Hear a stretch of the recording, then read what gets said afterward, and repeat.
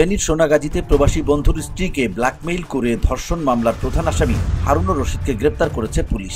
দুপুরে চট্টগ্রাম বিমানবন্দর থেকে তাকে গ্রেপ্তার করা হয়। গ্রেপ্তার হারুনুর রশিদ মিয়াজি উপজেলার চরদরবেশ ইউনিয়ন চরসাহাভিখারি গ্রামের মিয়াজি বাড়ির রফিকুল ইসলামের ছেলে। জানা গেছে, প্রবাসী নূর নবী সাগরের সঙ্গে 2018 সালের জানুয়ারিতে তার খালাতো বোনের বিয়ে হয়। বিয়ের কিছুদিন পর সাগর ইরাক চলে যান।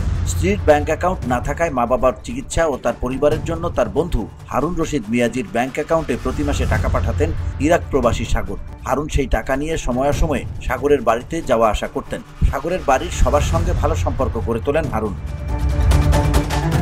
কিছুদিন আগে সাগরের স্ত্রী তার একমাত্র মেয়েকে নিয়ে ঘুমিয়ে পড়লে তার অজান্তেই তার অর্ধনগ্ন ছবি ভিডিও ধারণ করে ব্ল্যাকমেইল শুরু করেন হারুন। ভয়ভীতি দেখিয়ে প্রথম ধাপে 50 লাখ টাকা নেয় এবং ভিডিও দেখিয়ে একাধিকবার ধর্ষণ করেন। হারুনকে ভিডিও এডিটিং সহ নানাভাবে সহযোগিতা করেন মোবাইল মেকানিক জাকির হোসেন শুভ।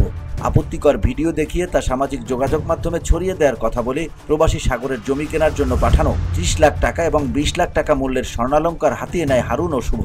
কিছুদিন পর হারুনুর রশিদ মিয়াজি বিদেশে যাবেন বলে তার কাছে থাকা ভিডিওগুলো তার বন্ধু জাকির হোসেন শুভকে দেয়। এরপর শুভ সুযোগটি কাজে লাগিয়ে ভুক্তভোগীকে একাধিকবার ধর্ষণ করেন।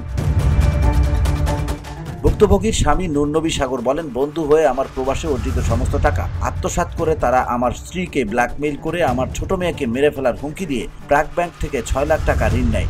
বাড়ির খালেদা আক্তার নামে একজন থেকে সুদের ওপর 3 লাখ টাকা নেয়। এভাবে হারুন ও শুভ আমার 58,50,000 টাকা হাতিয়ে নেয়। আমাকে সর্বশান্ত করে দিয়ে পথের ভিখারি বানিয়েছে।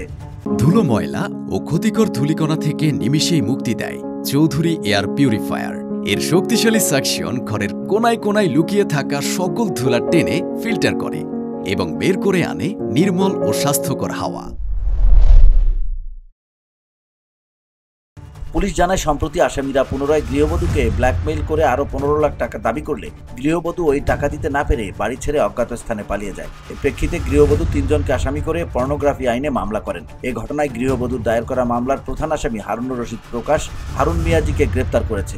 এর আগে গত 10 ফেব্রুয়ারি মামলার 2 নম্বর আসামি জাকির হোসেন শুভকে গ্রেপ্তার করা হয়। VOD Bangla news desk.